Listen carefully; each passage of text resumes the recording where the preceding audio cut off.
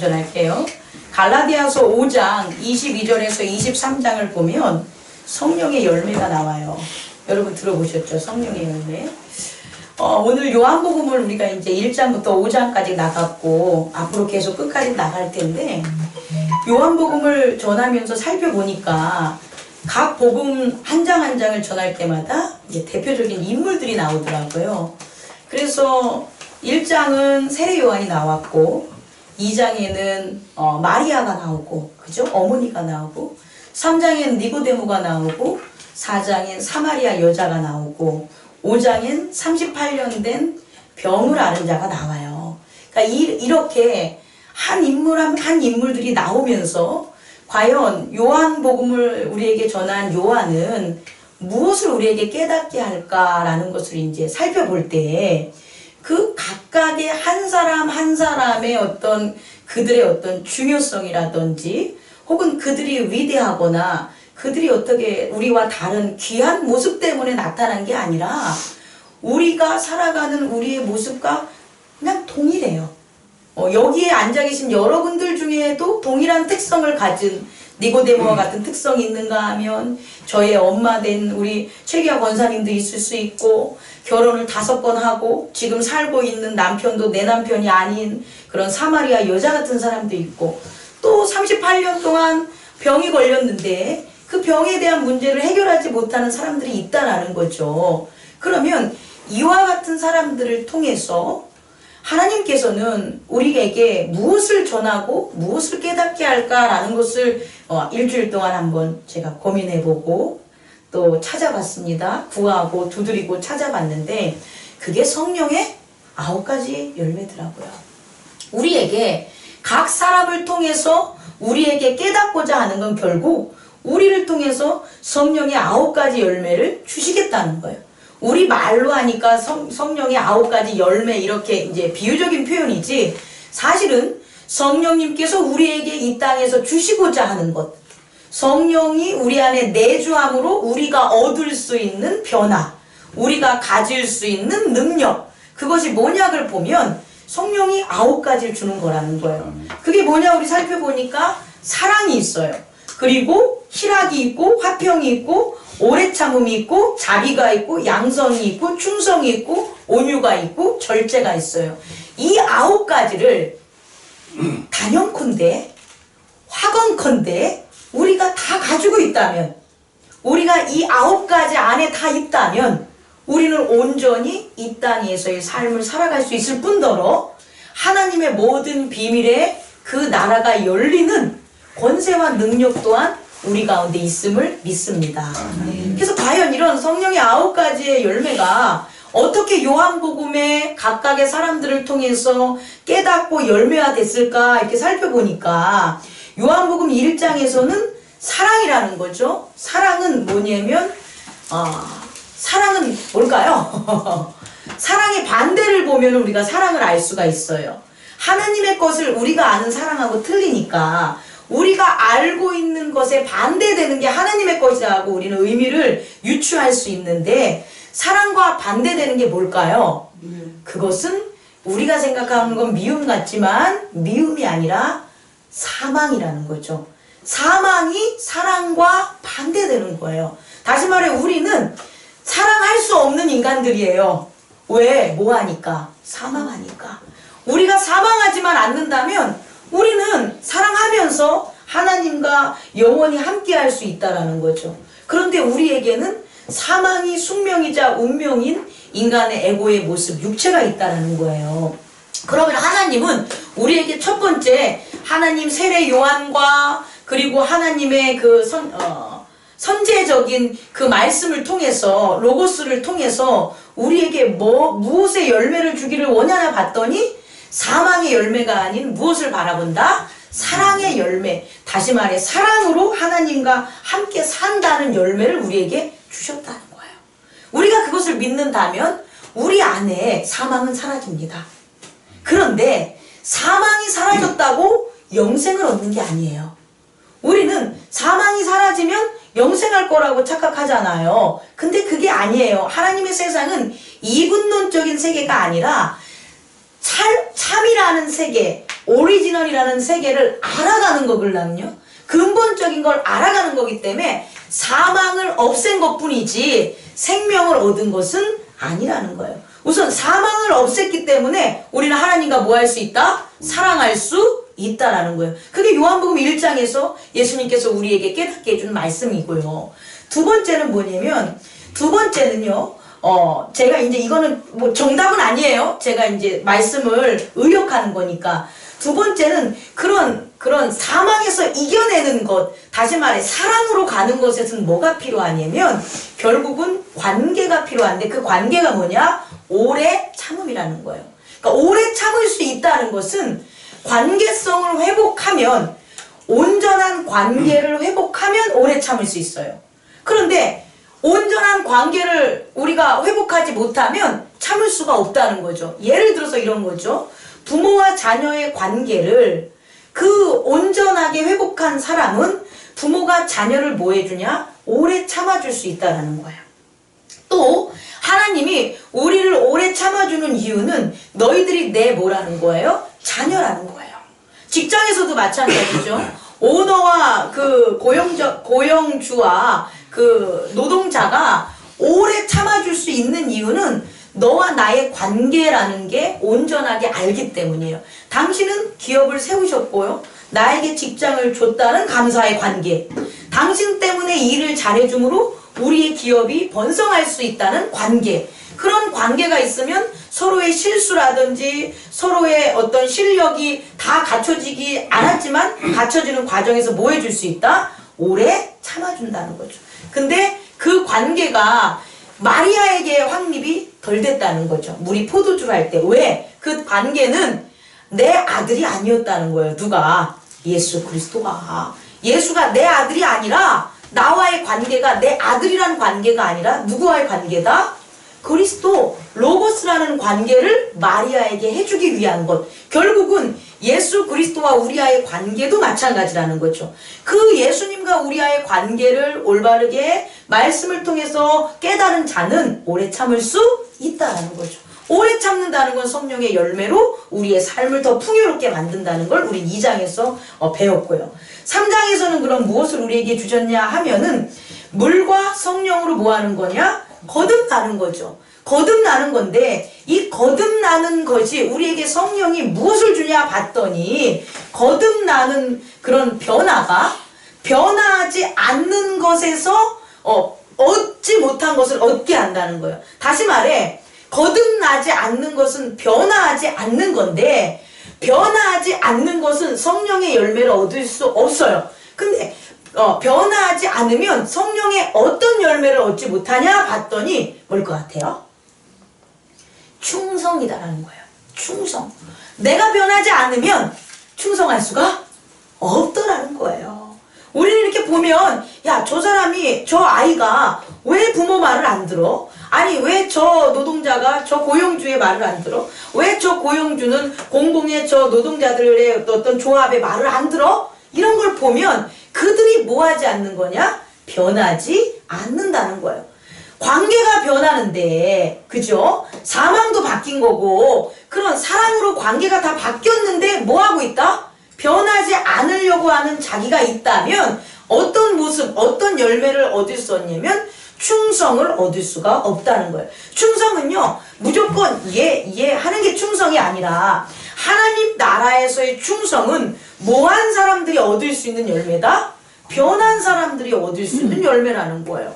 그럼 그 사람은 뭐로 변했냐 봤더니 물과 성령으로 변했다는 거예요. 다시 말해 우리를 변할 수 있는 것, 우리의 에고를 변하게 하는 건 뭐밖에 없냐면 예수 그리스도의 보혈과 성령님의 온전한 지혜밖에 없다는 거예요. 우리가 예수 그리스도의 보혈과 성령님의 지혜만 있으면 우리가 변하게 되고 그 변한 것에 대한 열매를 우리는 무엇을 얻게 되냐? 충성을 얻게 된다는 거예요. 누구에게? 하나님에게. 그럼 그 충성된 삶이 있기 때문에 결국은 어떻게 되냐? 승리할 수밖에 없다라는 거죠. 그런데 충성된 삶의 그런 성령의 열매를 얻지 못하면 실패가 있다라는 거예요.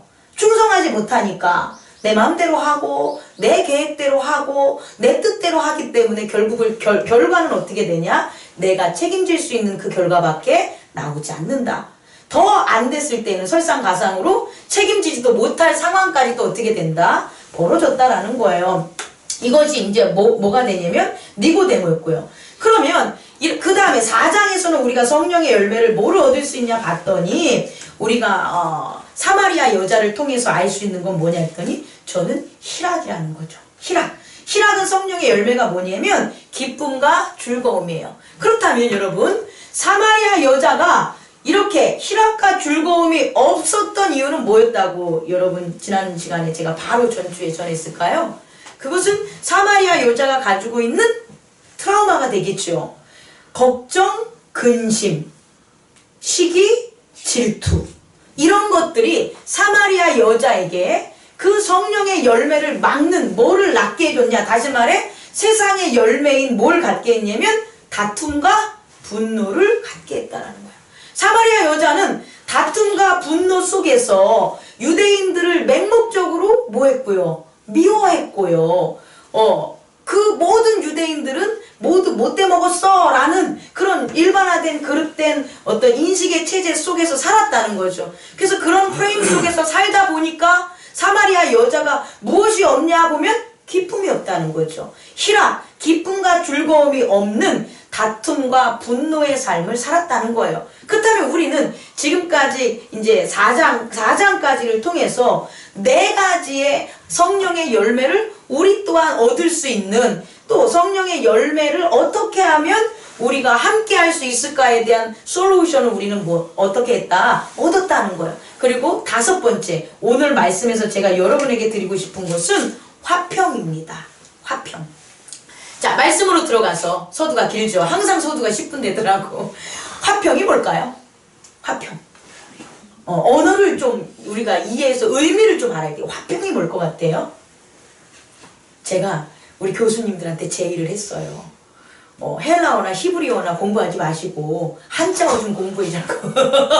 저도 한자를 많이 알지 못하는데 한국 사람들은 한자의 의미가 있어요. 그래서 한자의 의미를 알면 그 의미가 우리 안에 세계를 만드는 거예요. 그런데 의미를 모르면 그 세계가 내재적 세계에 성립이 안 돼요.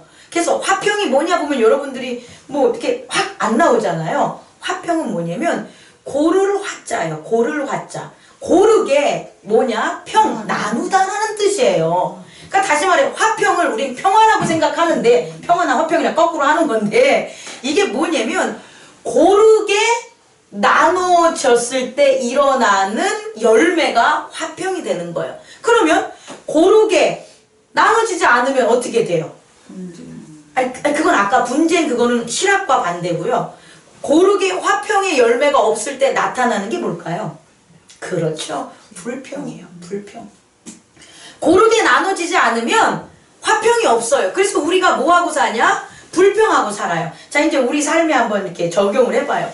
어떤 사람들을 만나면 두 유형으로 나눠지잖아요. 하나는 되게 기쁘고 화평하고 그러니까 평화로운 사람들을 보면 그 사람들한테는 무엇이 있냐 봤더니 항상 일에 있어서 어떻게 해요? 공정하게 해요.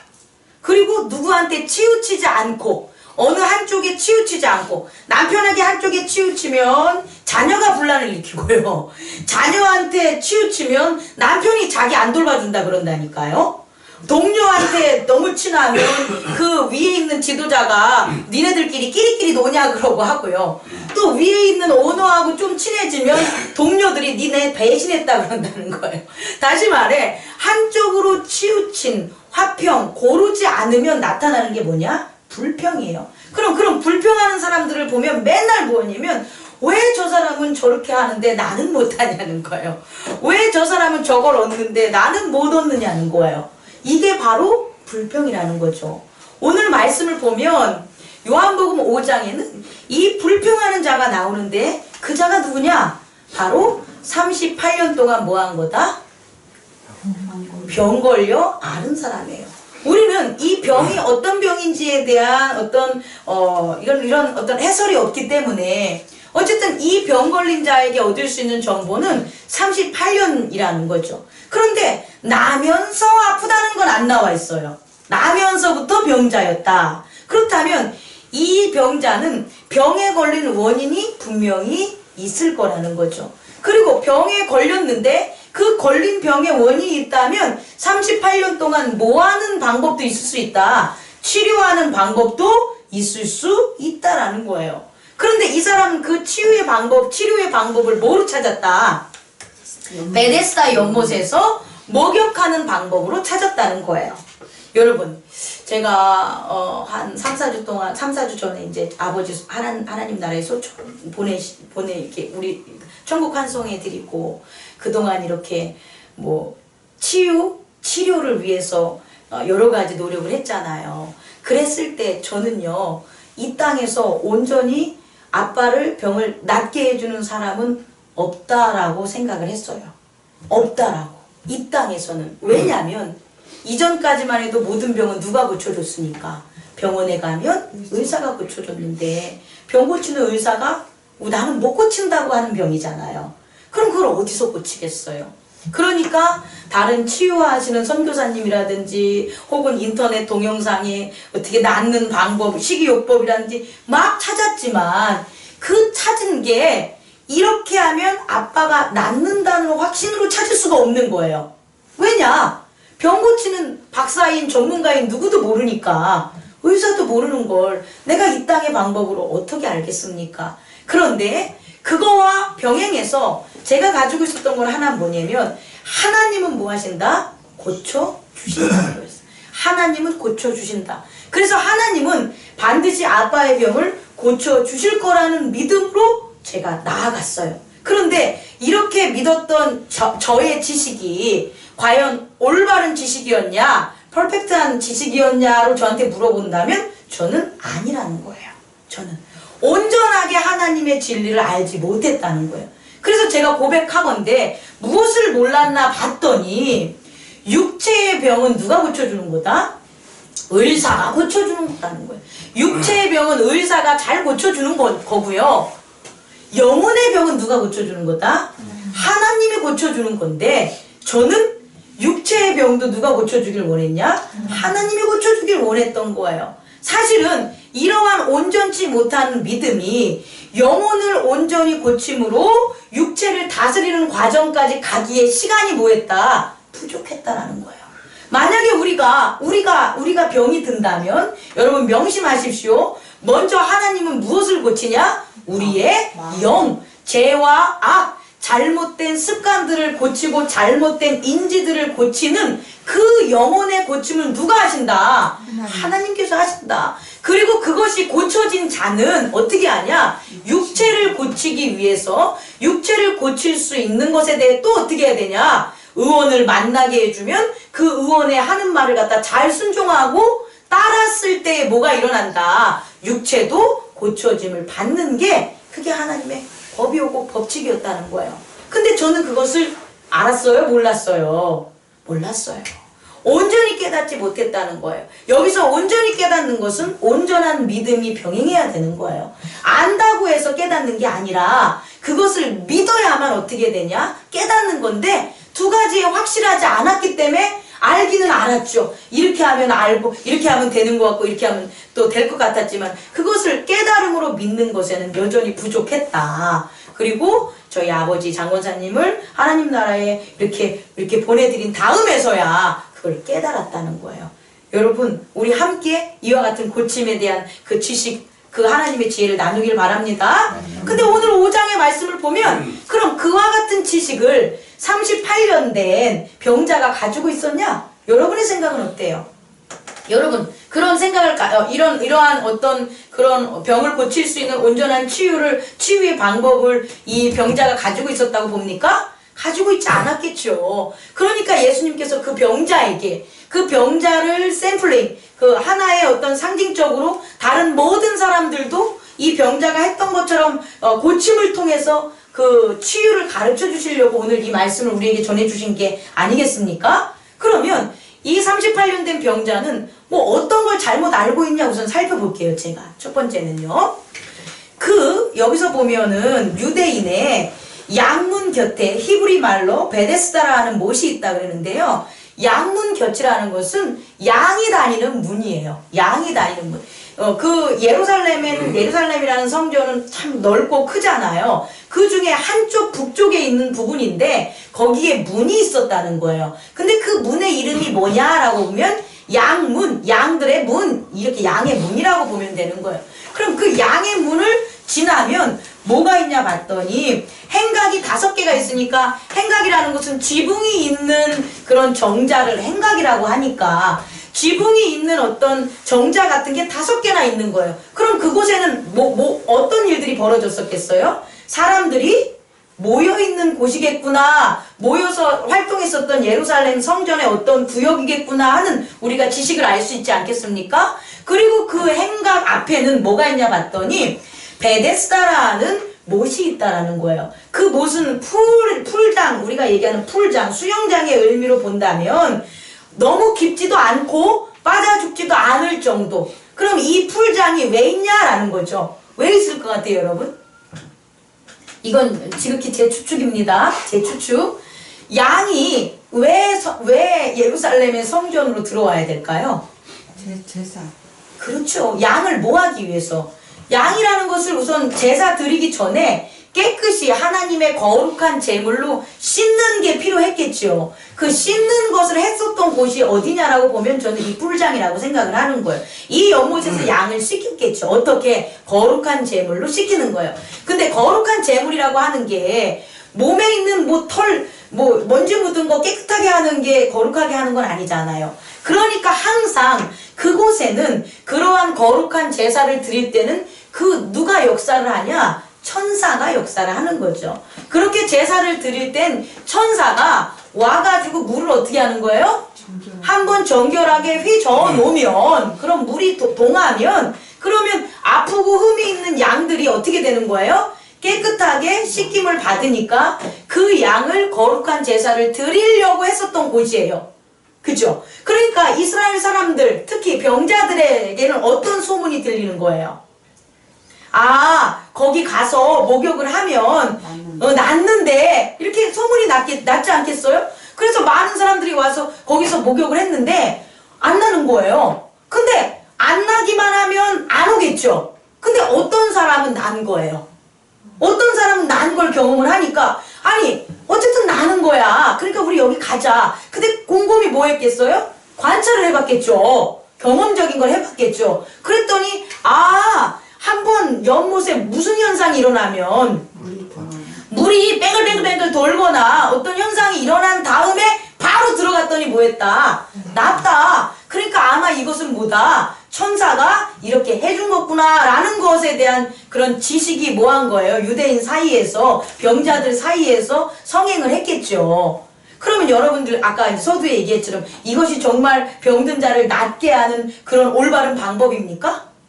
아니죠. 이것은 병든 자를 고치는 방법이 아니라 누구를 고친 거냐? 제사를 드릴 때에 양들을 정결케 하기 위한 방법을 자기들이 잘못 알고 사용해서 얻어 걸린 거죠.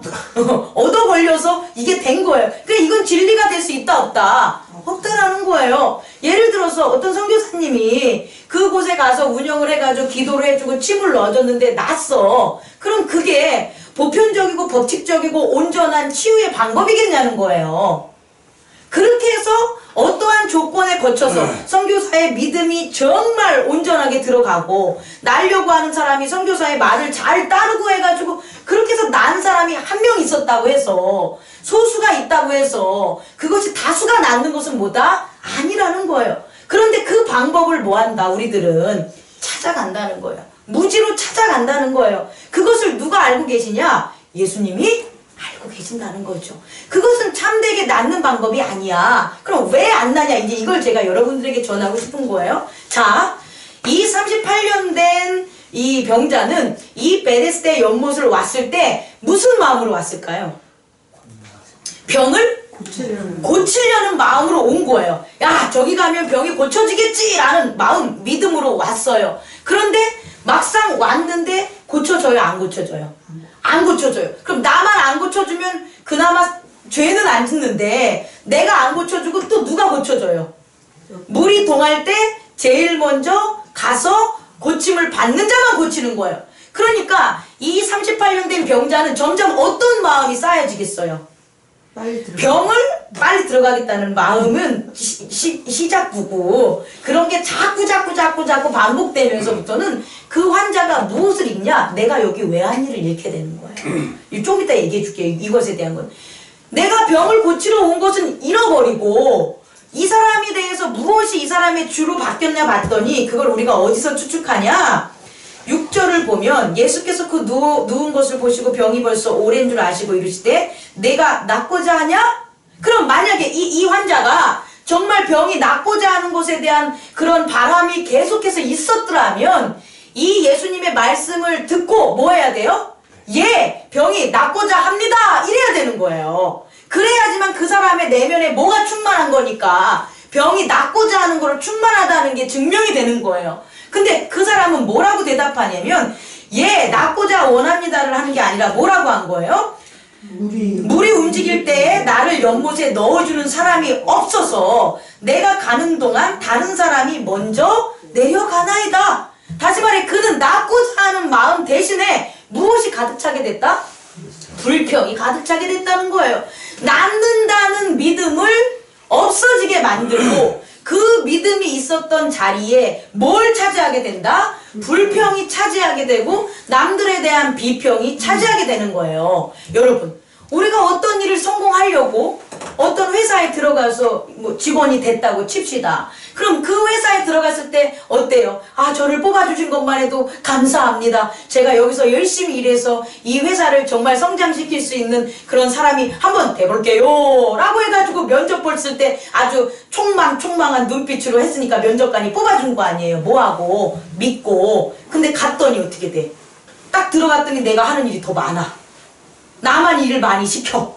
나보다 나이가 어린데 일찍 들어온 애가 대리야. 그리고 걔가 나보다 월급이 더 많아. 그럼 그때부터는 내가 이 회사에 와가지고 일을 해줘서 나를 뽑아줬다는 그와 같은 마음은 다 사라지고 뭐만 생겨요? 출근할 때부터 아유 이놈의 회사 언제 그만두지? 그래 한 3년만 계기자. 3년 있으면 어디 이전할 때 경력이라도 되니까. 그래서 뺀질할 거리면 맨 처음에 이 총명한 걸 보고 뽑아놨는데 이거 요새는 자르기도 뭐 쉽게 자르지도 못하니까 얼마나 그 사이에 죄가 오고 가겠다는 거예요. 제가 얘기하고 싶은 것은 여러분 정말 우리가 원하는 그 마음들이 있잖아요. 교회에 나와서 예배를 드릴 때는 여러분들이 바라고 소망하는 게 있다라는 거예요. 그런데 정작 예수님이 여러분들한테 너가 낫기를 원하니? 네가 돈 벌기를 원하니? 너가 훌륭한 목사가 되기를 원하니? 너가 구원받기를 원하니? 너가 자녀를 잘 키우기를 원하니? 이런 걸 때때로 수시로 always 항상 우리에게 해주면 우리는 네라는 대답을 안 하는 거야. 네를 하고 싶어도 뭐한다? 못하는 거예요. 왜? 우리가 원했던 걸 뭐 했기 때문에? 이렇기 때문에. 그 잃고 불평과 불만이라는 것들이 가득 차 있으니까 우리가 예수님이 들어주고자 그 말씀을 우리에게 했을 때는 오히려 내라고 해서 받지 못하고 뭐하냐? 불평과 비난 속에 하니까 오히려 죄만 어떻게 되냐? 가득하게 되는 그런 일들이 벌어졌다라는 거죠. 오늘 누구처럼 화평의 열매를 얻지 못한 바로 이 38년 된 병자처럼 제가 오늘 여러분에게 드리고 싶은 두 가지 말씀 중에 첫 번째 말씀은 바로 이겁니다. 여러분, 예수 그리스도와의 만남을 통해 여러분이 원하고자 하는 게 뭡니까? 그 원하는 것을 명확하게 하시고요. 그 원하는 것을 뭐해라? 지키십시오. 그게 믿음이에요. 내가 예수 그리스도 안에서 원하는 게 뭐라고요? 믿음이라고요. 그 믿음은 내가 지키지 않으면 어떻게 된다? 이 세상은 잃게 만들어요. 이렇게 만들어가지고 정작 내가 왜 나왔는지 왜 사는지도 모르게 만드는 경우가 있다라는 거예요. 사업을 하시는 분들이 있습니까? 직장생활 하시는 분들이 있습니까? 몸이 아픈 분들이 있습니까? 취업을 앞두신 분들이 있습니까? 공부하시는 분들이 있습니까? 자녀를 잘 키우고 싶은 분들이 있습니까? 가정을 화목하게 하시는 분들이 있습니까? 교회를 정말 은혜롭게 세우기를 원하십니까? 그러면 그 원하는 믿음을 뭐하자? 지킵시다. 지켜야지 항상 우리에게 그걸 들어줄 예수 그리스도가 우리에게 임했을 때 우리는 그 기회를 뭐 할 수 있다? 얻을 수 있다. 있다라는 거예요. 자, 후반부로 넘어가면 그러면 이렇게 38년 되는 환자를 고쳐줬어요. 고쳐줘서 예수님이 뭐라고 하냐면 이렇게 불평을 하지만 예수님이 뭐하냐? 명령을 합니다. 명령을 하니까 뭐라고 명령을 하냐? 예수께서 이르시되 너 입 다물고 불평하지 마. 이 자식아. 이렇게 얘기 안 한다는 거예요. 뭐라고 하냐면 그렇게 불평하는 거 나 알아. 근데 네가 이것만 따르면 나. 그래서 뭐라고 하냐면 내가 이제 예수님이 말씀하시는 거예요. 뭐라고 하냐면 내 자리를 들고 걸어가라. 그랬을 때 뭐하면 불평을 했지만 뭐하면 네라고 순종을 하면 이제 어떻게 되는 거예요? 낫는 거예요. 낫는 거예요. 그래서 이 친구는 이 38년 된 병자는 그렇게 불평은 있었지만 뭐하냐? 예수님이 뭐하니까? 명령을 하시니까 그것을 듣고 어떻게 하는 거예요? 걸어갔어요. 그 걸어간 게 난 거라고. 그 걸어간 게 난 거라고. 다시 말해 우리가 불평으로 믿음을 실행하지 못하는 여러 가지가 있음에도 불구하고 예수 그리스도의 말씀에 뭐하기만 한다면 순종하기만 한다면 변화 모든 것에 이루어짐은 우리에게 주어진다라는 거예요. 근데 이제 여기서 끝나는 게 이제부터 이제 발생을 하는 거예요. 이 38년 된 환자가 낫어. 우리 한번 생각을 해봅시다. 낫어요. 그러면 이 사람은 다시 병이 안 걸릴까요? 아니면 다시 걸릴 수도 있을까요? 그래야 되는 거예요. 우리들도 예수님께서 우리의 문제를 해결해 줬어요. 기도를 들어줬어요. 그렇다고 우리에게 문제나 고난이 안 올 거라고 착각하지 마시라는 거예요. 다시 와요. 오는데 다시 옴을 극복할 수 있는 것을 주신다는 거예요. 예수님께서 다시 그런 병이 걸리지 않게 하는 방법을 가르쳐 준다는 거예요. 우리가 사업에 실패했어. 그런데 사업에 실패한 자들을 성공하게 예수님이 명령을 들으면 예수님이 하라는 것에 순종하면 된다 안 된다? 성공해요. 하는데 성공한다고 해서 다시금 실패하지 않는 게 아니지만 그렇게 예수님이 성공을 시키면 실패하지 않는 방법을 가르쳐 준다는 거예요. 그 실패하지 않는 방법이 뭐냐 봤더니 뭐라고 얘기하냐면 너는 다시는 죄를 범하지 말라 그래요. 근데 이제 잘 보세요. 그리고 그 사람이 자기가 들은 상을 들고 뭐 한 거예요? 걸어갔어요. 근데 이때가 무슨 때다? 안식일이더라. 그러니까 유대인들이 물어본 거야. 너 인마 이리 와봐. 걔가 병이 나서 물어본 게 아니에요. 유대인들은 왜 물어본 거냐면 너 이 안식일인데 왜 상 들고 다녀? 왜 침대 들고 다녀? 왜 들것 들고 다녀? 이거예요. 왜? 뭐 했기 때문에? 안식일 법을 어겼기 때문에. 안식일 법을 어기니까 너 왜 들고 다녀? 그랬더니 아이고 이거 제 맘대로 한 거 아니에요. 제가 제 뜻대로 한 게 아니고요. 누가 시켰어요. 누가 시켜가지고 이렇게 한 거란 말이에요. 나 낫게 해준 사람이 시켜서 아이고 죄송해요 이랬겠죠. 그랬더니 그럼 누가 너한테 이런 걸 시켰어? 그랬더니 모르겠는데요. 그냥 낫게 해주고 사라졌네요. 이런 거예요. 그리고 시간이 약간 지났는데 무리들 사이에 누구를 봤냐? 예수님이 바로 이 낫게 해준 사람을 본 거예요. 그리고 그때 유대인들 때문에 뭐라고 다시는 죄를 짓지 말라라는 얘기를 해야 되는데 못하고 쓱 사라졌으니까 예수님이 그 사람을 다시 보니까 다시는 아프게 하지 않으려고 뭐라고 당부한 거예요? 더는 죄를 짓지 말라라고 얘기를 한 거예요. 누구를 위해서? 그 사람의 온전한 치유를 위해서. 그랬는데 이 사람이 어떻게 했어요? 꼰질렀죠. 꼰질렀죠. 얘가 이래서 아픈 거라고.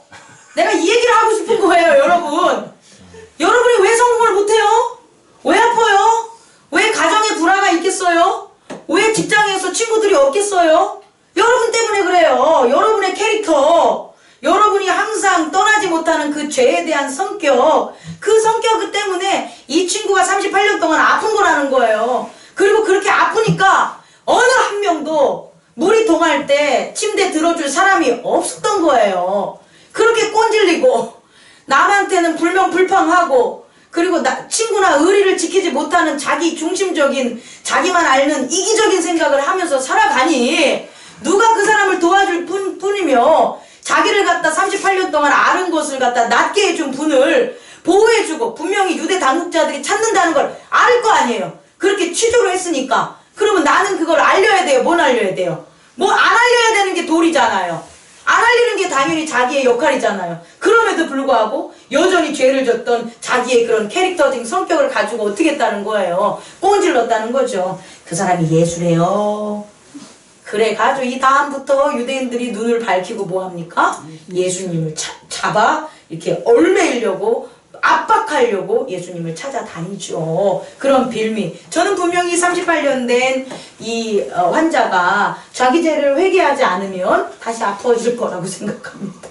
그런데 또 어떻게 예수의 십자가에 못 박혀 돌아가시는 모습을 보고 아이고 내가 이런 베드로처럼 3번 닭이 올 때 부인한 베드로처럼 이 환자가 나같이 이런 XX 같은 놈 나 같은 빙신이 없어 나 같은 죄인이 없어 나의 생명을 구원한 자를 내가 꼰질렀었구나 아이고 나를 이렇게 사랑했던 사람 가족을 내가 다 무시했구나 나 혼자 아프다 그래가지고 가족들에 대한 행복은 하나 거들떠 보지도 않고 나만 알고 이기적으로 내가 살았겠구나 라는 걸 회개했다면 전 다시는 안 아플 거라고 생각을 합니다. 그리고 죽었겠죠. 아프진 않았을 거예요. 하지만 죽었겠죠. 자, 이제부터 이제 제가 여러분에게 마지막으로 드리고 싶은 것은 그렇다면 이러한 38년 이러한 사람이 계속해서 아프고 또 그 다음에 화평을 못 누리고 살거나 혹은 이렇게 정말로 병자를 고쳐주면 그것이 당연히 으뜸이 돼야 되고 그것이 귀한 것으로 여기지 못하고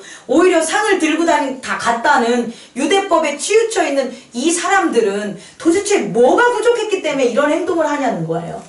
뭐가 부족했냐? 바로 뭘까요? 그들이 해야 할 일에 대해서 모르는 거예요.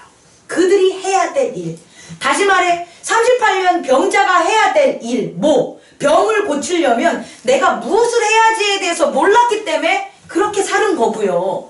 유대인들 역시 구세주로 오신 로고스로 오시고 구원주로 오신 그들이 그렇게 바랬던 예수 그리스도를 깨닫지 못하고 발견하지 못하고 진리의 말씀을 듣지도 못하고 그를 찾는데 온갖 시간을 허비했었던 것은 그들이 무엇을 몰랐냐? 그들이 이 땅에서 해야 되는 일을 몰랐기 때문이에요.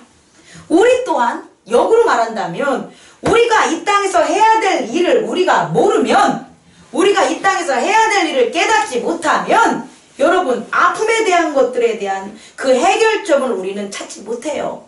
성공에 대한 그 해결점을 주님께서 우리에게 주심에도 불구하고 그것을 찾지를 못해요.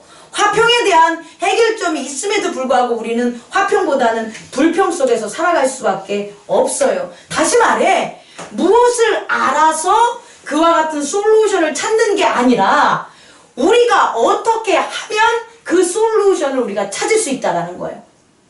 우리가 해야 될 일만 찾으면 우리는 우리의 문제점들을 극복할 수 있다는 거예요.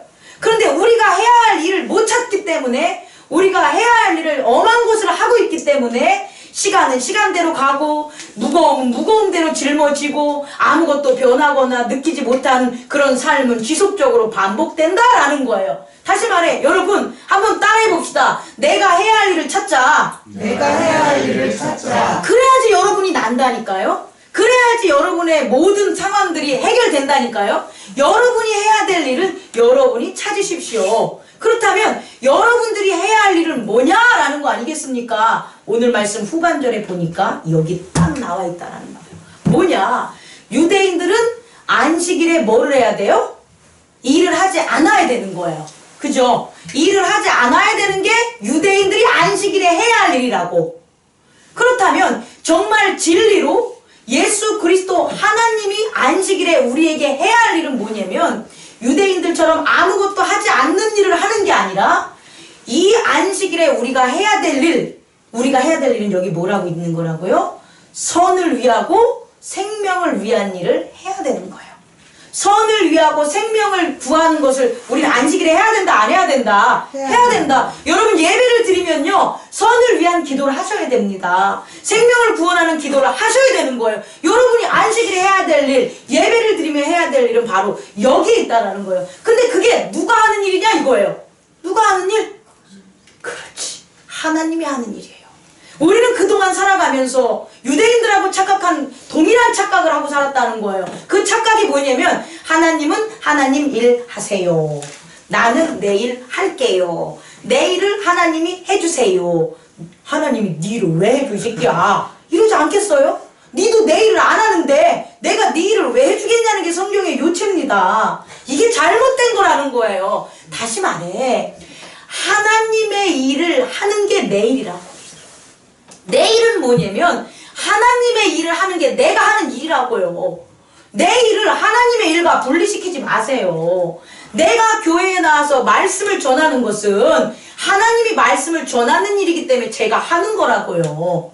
여러분이 집에서 남편을 위해서 맛있는 반찬을 챙겨주는 것이 내가 하고 싶어서 반찬 챙겨주는 게 아니라는 거예요. 그러면 어떤 반응이 일어나냐? 넌 오늘도 또 똑같은 반찬이냐? 야, 네가 해먹어. 그 다음부터는 안 해준다고. 근데 그 반찬 차려주는 게 누가 하고 싶은 거예요? 하나님이 하는 거예요.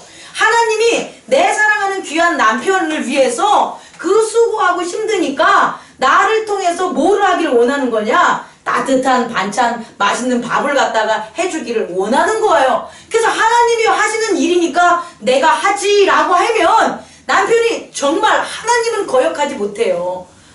김치 하나에다가 쌀밥이 이렇게 딱 놔도 야 이거 최고다. 난 네가 여태껏 해준 밥 중에 오늘같이 이렇게 밥맛이 좋은 건 내가 처음 본다. 반찬은 좀 거시기하지만 맛있게 먹는 거예요. 여러분 이런 기쁨 느끼고 싶지 않습니까? 여러분 이게 여러분이 원하는 거라니까요.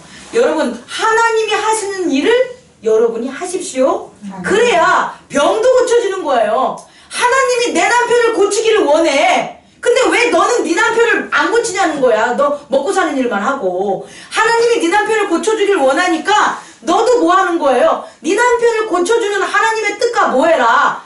하나가 돼서 하나님이 보여주는 대로 따르고 말씀한 대로 따르고 그리고 지켜주는 대로 뭐해라. 믿으라는 거예요. 근데 그렇게 안 하는 거지. 당신 왜 운동 안 해? 당신 왜 약은 안 먹어? 맨날 비평하고 비난하고 그렇게 같이 약을 안 먹으면 물을 떠가가지고 입에다 꼭 집어넣어주고 그지 않겠어요? 운동을 안 하면 똥구멍을 때려서라도 운동을 하게 옆에서 같이 가주고 그래야지 낫지. 그 말에서 시키는 거 들을 놈이라면 아프지도 않다니까. 이해하셨습니까?